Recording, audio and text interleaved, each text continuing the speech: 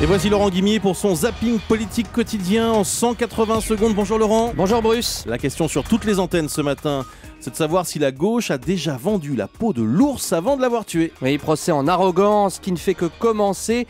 Et pour l'UMP, François Hollande a encore aggravé son cas hier. Hollande qui visitait la base sous-marine de l'île Longue à Brest. Camille Langlade était là. Hollande est monté à bord d'un des 4 sous-marins nucléaires lanceurs d'engins.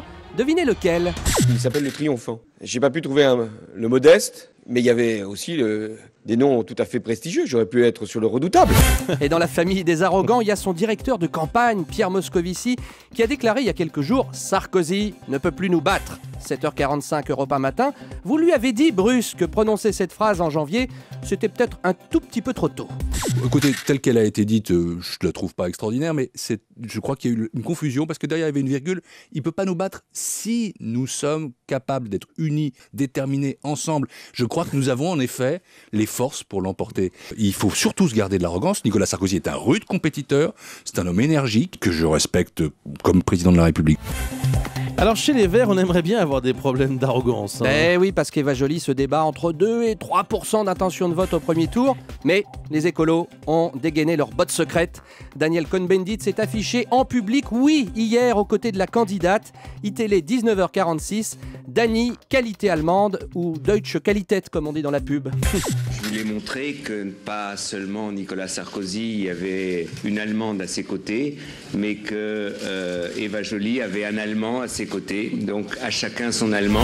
Oui, l'Allemand de Nicolas Sarkozy, c'est Angela Merkel, Bien évidemment. sûr. Alors, je ne sais pas qui sera l'Allemand de Marine Le Pen, mais la présidente du Front National, déjà, voudrait avoir un parrain, ou plutôt 500 parrains. Ouais. Le Pen annonce ce matin qu'elle a recueilli à ce jour 340 promesses de parrainage. C'est encore très loin du compte. Et pour elle, les coupables, ce sont les grands partis qui verrouillent les signatures des maires. 7h47, LCI, Marine Le Pen en preuve de démocratie.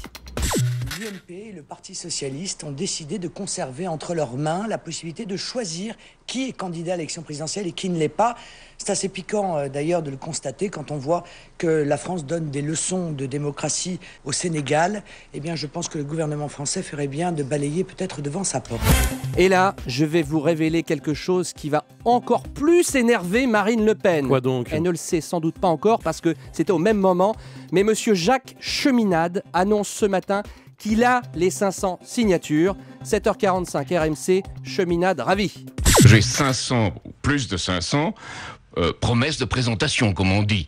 Nous avons dépassé les 500. Nous avons une équipe de jeunes militants qui sont allés voir les maires avec beaucoup de détermination. Et les maires ont été intéressés par ces jeunes militants. Alors Jacques Cheminade. il a été déjà candidat en 95, ce monsieur. D'ailleurs, il prédisait une grande crise internationale qui allait déstabiliser les États et les marchés financiers. Alors à l'époque, ça lui a pas réussi, 0,27%, mais Jack is back en 2012. Merci Laurent Guimier. Il a donc ses signatures. Ça fait un candidat de plus pour cette présidentielle.